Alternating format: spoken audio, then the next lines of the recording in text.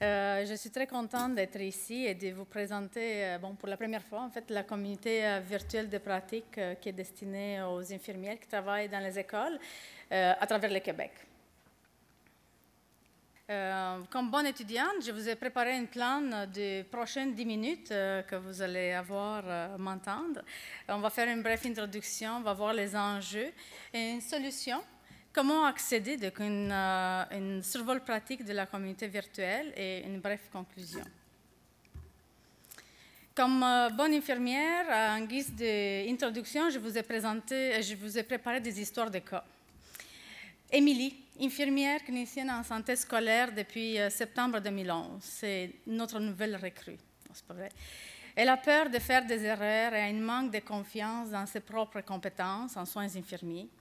Et elle associe l'autonomie à des sentiments d'incertitude, de malaise ou d'impuissance. Elle commence à se douter d'elle.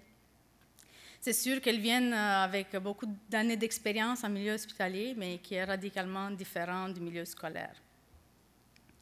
France, infirmière clinicienne depuis 20 ans. C'est notre experte. Naturellement, elle se sent très à l'aise avec l'indépendance de sa pratique.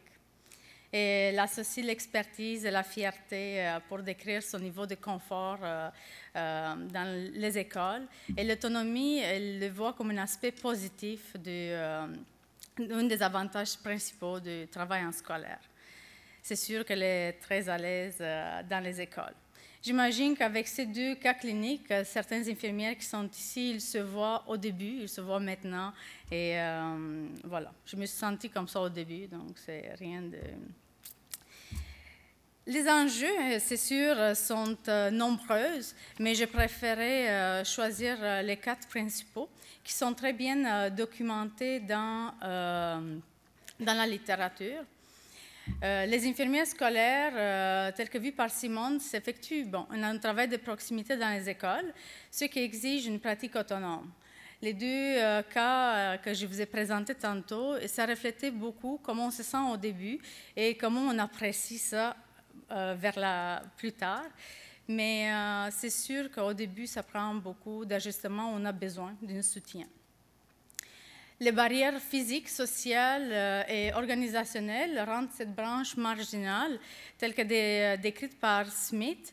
Et oui, mesdames et messieurs, on est marginaux, nous autres. Et il y en a des sans domicile fixe, nous, on est sans bureau fixe. Donc, une infirmière assignée à plusieurs écoles, il ne faut pas que je vous rappelle ça. La présence à temps partiel dans les écoles, ça ne nous donne pas la chance de jaser, de socialiser avec l'équipe école, mais ni avec notre équipe C3S. Donc, on est vraiment toute seule. Et des fois, ils se disent, c'est qui elle? Et on est en février. Et les différences entre les 2 cultures, éducationnelle versus santé, il y en a encore des écoles qui nous perçoivent comme Band-Aid Lady ou Bug Lady. Ça dépend de s'ils ont des poux ou ils ont besoin de diachelons. Le 3e enjeu, c'est les niveaux de frustration. On est frustré, oui. Parce qu'on a souvent beaucoup de mandats qui viennent et ils disent, nous, on doit s'adapter au mandat.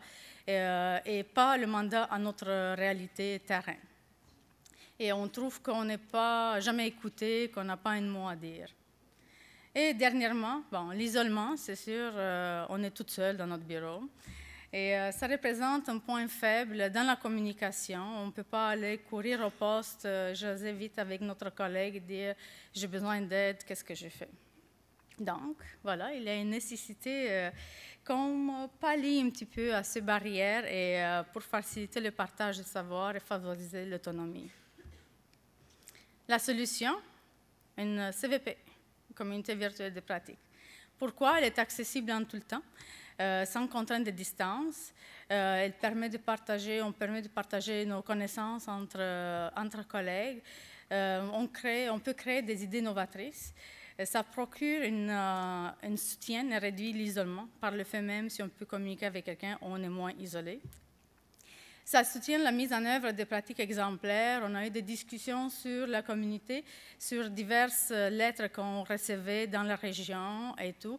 Et après discussion, on a vu que finalement, on ne fait pas tous la même chose. On envoie la nouvelle à l'ordre et les autres vont se positionner pour nous autres. Donc, pour qu'on ait des standards et tout. Et ça correspond aux tendances technologiques actuelles. Oui, les infirmières sont aussi à la mode. Donc, on n'étend pas avec tout le monde. À quoi elle ressemble?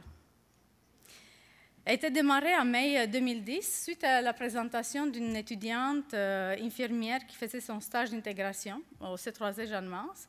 Donc, je suis rentrée chez nous le soir, je l'ai ouvert. Bon. Et là, aujourd'hui, on a 150 membres de partout dans la province. Et quand je dis ça, c'est Ville-Marie, Chibougamau, Côte-Nord, je ne sais pas, vraiment de partout. Je n'ai pas encore visité toutes ces places, mais voilà. On va la voir, si je la souris, voilà. C'est sûr que je veux m'inscrire comme moi-même, mais si vous voulez la rejoindre comme infirmière, juste rejoindre la communauté, vous faites une demande et je vous accepte. Ça prend une infirmière scolaire, c'est sûr, parce que si vous êtes d'autres professions, c'est moins pertinent. Mais voilà, j'ai dû faire ça avant. Hein?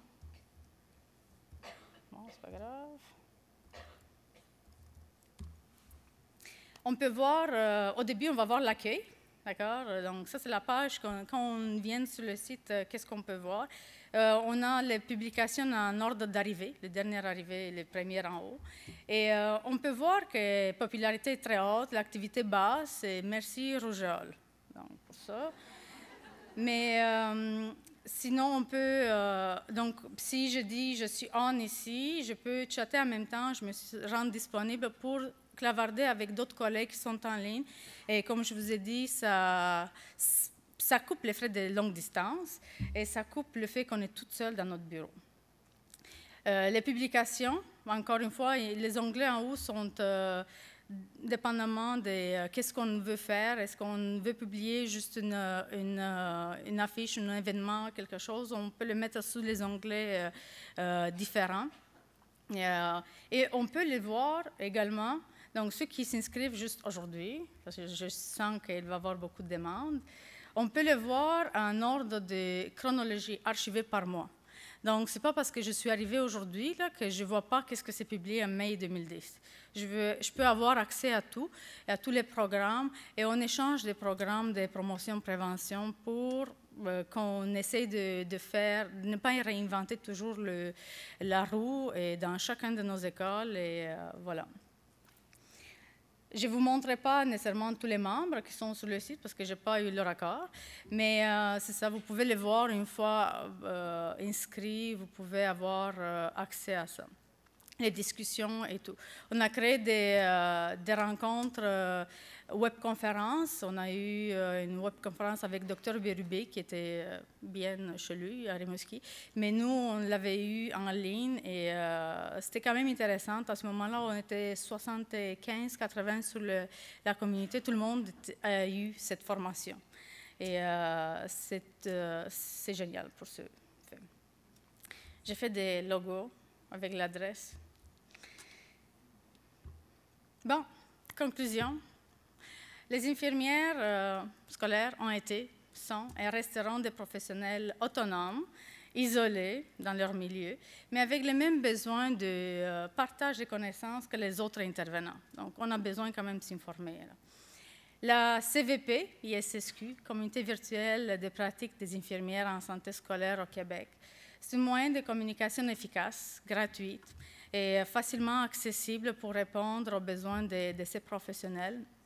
Et elle est accessible et dans les ministères, dans le C3S et dans les écoles, parce que c'est sur un site professionnel. Et finalement, le succès et la force de cette communauté repose sur l'implication de chacun, que chacun apporte quelque chose de nouveau à l'autre, mais il sort gagnant également. Merci.